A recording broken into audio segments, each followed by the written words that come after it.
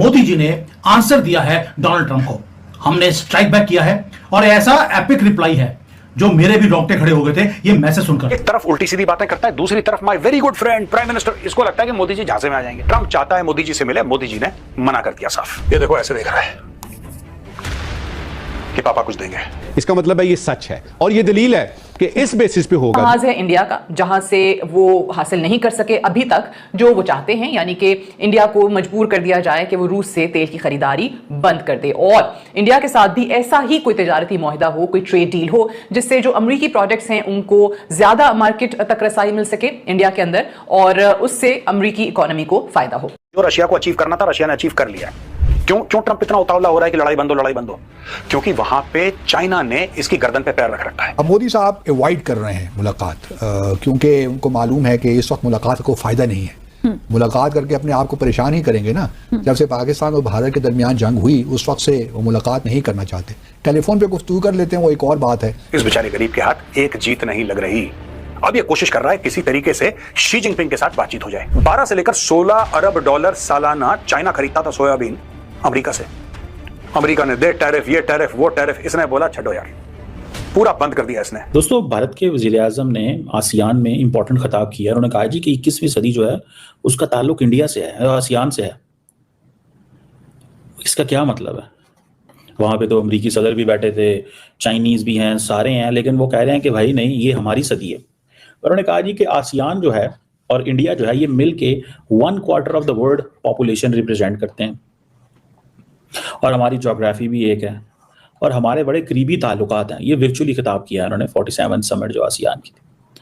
एक बार और कह लें कि ट्रंप की जलती हुई दिखाई दे रही है, क्योंकि जितना ट्रंप को नफरत है कि इंडिया और रशिया के जो ताल्लुकात हैं वो बेहतर ना दिखाई दे, उतना ही इंडिया और रशिया आपस में मिलते हुए दिखाई दे रहे हैं। और जिस तरह से कह लें कि दिसंबर के महीने में जो प्रेसिडेंट हैं रशिया के पुतिन, वो इंडिया विजिट करने वाले हैं और पहले भी एक डिफेंस डील साइन हो चुकी है। अब फिर सुनने में आया कि ग्रेट ग्रैंड डिनर के साथ वेलकम किया जाने वाला है और स्पेशली अगर देखा जाए तो यहाँ पर सिविल न्यूक्लियर प्लांट की डील होगी और ये डील बहुत ज्यादा इंपॉर्टेंट कंसीडर की जा रही है। But the point is that के ट्रंप के ऊपर क्या गुजरने वाली है, क्योंकि ट्रंप तो बिल्कुल ये बर्दाश्त नहीं कर पाएंगे कि मैंने इंडिया को इतना धमकाया कि टैरिफ्स लगा दूंगा, कभी 50, कभी 100, कभी जितना मेरा दिल चाहेगा, लेकिन इंडिया टस से मस नहीं हुआ। उसने कह लें कि जो यूरोप था उसको भी धमकाया, बट स्टिल ऐसा कुछ नहीं हुआ। इनफैक्ट बड़े से बड़ा अगर ऑस्ट्रेलियन पीएम की बात की जाए या हम लोग बात करें फिनलैंड की, तो सब ने कहा कि इंडिया एक लीडिंग इकोनॉमी है और बहुत जल्द एक बड़ी इकोनॉमी की तरह उभरती हुई दिखाई देगी, थर्ड लार्जेस्ट 2026 के अंदर। हमारे साथ पाकिस्तानी वहां मौजूद है, इनसे पूछेंगे कि पहले तो ये बताया ना कि पुतिन जा रहे हैं भाई इंडिया, और इंडिया में जाते ही जो उनका ग्रेट ग्रैंड वेलकम होने वाला है वो ट्रंप को कैसे बर्दाश्त होगा? पहली बात ये है कि अभी तो ये कंफर्म भी नहीं है, क्योंकि 2025 में 3 विजिट जो हैं वो पुतिन के वो शेड्यूल्ड हुए थे इंडिया के साथ, लेकिन 2 जो हैं वो अभी तक कैंसिल हो चुके हैं। अभी तीसरा है वो दिसंबर में, कि अभी देखते ये हैं कि दिसंबर में होप्स हो कि ये विजिट होता है या नहीं। उसकी रीज़न ये है कि अमेरिका आपको पता ही है कि सुपर पावर है और सुपर पावर को एक साइड पे करके और फिर उसकी ब्लंटली आप ये कह लें कि ओपोनेंट में जाके आप एक दूसरे सेकंड सुपर पावर के साथ रिलेशन बनाना या और फिर उनके हेड ऑफ द स्टेट्स को विजिट के लिए इनवाइट करना, ये भी एक बहुत बड़ी साइकोलॉजिकल वॉर है। और ये साइकोलॉजिकल वॉर क्या इंडियन इकोनॉमी बर्दाश्त कर सकती है या इंडियन गवर्नमेंट जो है वो बर्दाश्त कर सकती है? क्योंकि गुजरते वक्त के साथ साथ जो है ना, नरेंद्र मोदी की जो पकड़ है वो भी हुकूमत पे या उसकी पॉपुलैरिटी या उसका जो वोट है, वोट बैंक जो है वो भी कम होता जा रहा है। और वो इस वजह से होता जा रहा है कि ट्रंप या अमेरिका के अगेंस्ट या अमेरिका की फेवर में कोई क्लियर, कोई वाज़ेह डिप्लोमेसी या कोई वाज़ेह खारजा पॉलिसी नहीं है इंडिया के पास इस वक्त के मौजूदा। अभी कहीं पे वो इंडिया पे रिसेंटली आपने देखा कि इंडिया का और अमेरिका का 10 साल एक डिफेंस डील जो है, उसके बाद वो उन्होंने मिसाइल्स की डील कर दी है। उसके बाद उन्होंने मिसाइल की डील की। अब मिसाइल की डील के साथ साथ फिर पुतिन की तरफ जाना या रशिया के साथ जो है वो सिविल न्यूक्लियर प्लांट की डील जो है वो करना, ये भी एक बहुत बड़ा क्वेश्चन मार्क होगा। इंडियन डिप्लोमेसी में या इंडियन गवर्नमेंट के पास या इंडियन फॉरेन ऑफिस में इतनी कैपेसिटी इस वक्त है 2025 के लास्ट मंथ में कि वो साइड बाय साइड लेके चल सकता है इंडिया और रशिया को। तो मेरा जो एनालिसिस है इस वक्त के इंडिया दोनों को साथ लेके टोटली वन साइडेड होके तो वो जो नहीं चल सकता।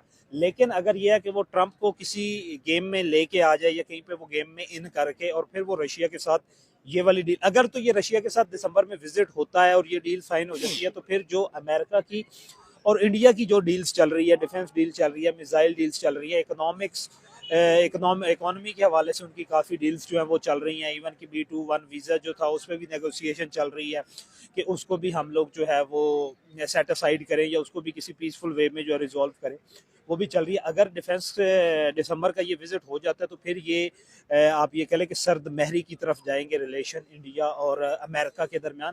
क्योंकि देखें, अमेरिका को इस वक्त जो टक्कर दे रहा है वो सिर्फ और सिर्फ रशिया ही है, और रशिया को काउंटर करने के लिए, रशिया पे दबाव बढ़ाने के लिए 3 कंट्रीज है अमेरिका के पास, इंडिया है, पाकिस्तान है और चाइना है। चाइना कभी कंप्रोमाइज़ नहीं करता अपनी फॉरेन पॉलिसी पे। इंडिया जो है उसकी अभी ये कि मौजूदा हालात में देखें तो वो इन बिटवीन लाइन चल रहा है, वो एक ग्रे एरिया में है। ना तो वो रेड में जा रहा है ना वो ग्रीन में जा रहा है, वो दरमियान के ग्रे एरिया में। हर कंट्री देखें, किसी भी इंडिपेंडेंट इकोनॉमी को ले ले तो उसकी कोशिश यही होती है कि हर कंट्री को या हर जो बड़ी स्टेट है उसको साथ लेके चले। अभी वो इंडिया की हत्तुल इम्कान ये कोशिश होगी कि वो अमेरिका के साथ भी ना बिगाड़े, क्योंकि अमेरिका में आप एक अंदाजे के मुताबिक 1 करोड़ के करीब लोग जो है वो इंडियन सिर्फ और सिर्फ जो अमेरिका में काम करते हैं, स्टूडेंट्स भी हैं उसमें। सिलिकॉन वैली से लेके गूगल से लेके एक्स में देख लें, आपके पास सिलिकॉन वैली में आप फेसबुक में देख लें, वहाँ पे बड़ी बड़ी पोस्ट पे, रिसेंट एग्जांपल आपके पास गूगल की है, वहाँ पे सुंदर पिचाई उनके जो है CEO हैं, एक्स में उनकी बहुत बड़ी कंट्रीब्यूशन है, बहुत बड़े लोग उन पे काम कर रहे हैं। तो वो बहुत बड़ा एक फॉरेन रिजर्व जो है, बहुत बड़ा पोर्शन है। इवन के अमेरिका के जो बैलेंस ऑफ पेमेंट है इंडिया की। जय हिंद दोस्तों, नमस्कार, स्वागत आप सभी का वायरल भारत में। दोस्तों, मिस्टर ट्रंप ने PM मोदी का बड़ाई किया है। ऐसे लग रहा है कि ट्रंप फिर एक बार भारत की ओर आ रहा है। दोस्तों, ट्रंप का ये कहना है कि दोस्त ट्रंप जैसे मिलकर, लेकिन PM मोदी का कोई कुछ नहीं बिगाड़ पाएगा। दोस्तों, ये बात सही है कि दोस्तों अगर दोस्त देश मिल जाएगा और सोचेगा भारत को हराने के लिए, भारत को कोई हरा पाएगा। क्योंकि दोस्तों भारत बहुत स्ट्रॉन्ग हो गया, भारत को कोई नहीं पीछे कर सकता, ऐसा कहना ट्रंप का। लेकिन दोस्तों वो अंदर से कह रहा, लेकिन उनका असली ये फैसला है कि हम कैसे PM मोदी जी को मतलब मना कर अपना बेस्ट फ्रेंड करके, जैसे मोदी अब अधिक साथ दे रहे हैं किसका, पुतिन का, पुतिन भारत का साथ दे रहा, तो ट्रंप को जलन हो रहा है कि आखिर कैसे भारत मतलब मेरा साथ छोड़ेगा। दोस्तों उनको जब उसका साथ छोड़ेगा इसीलिए उनको जलन हो रहा है। लेकिन दोस्तों रूस और भारत का दोस्ती बहुत आगे निकल चुका है, उस दोस्ती को कोई नहीं पीछे कर पाएगा।